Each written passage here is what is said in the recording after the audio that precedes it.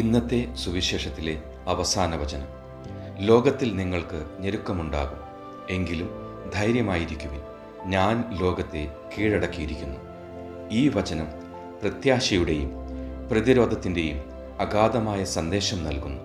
ജീവിതത്തിലെ വെല്ലുവിളികളുടെ അനിവാര്യതയെ ഇത് അംഗീകരിക്കുന്നു.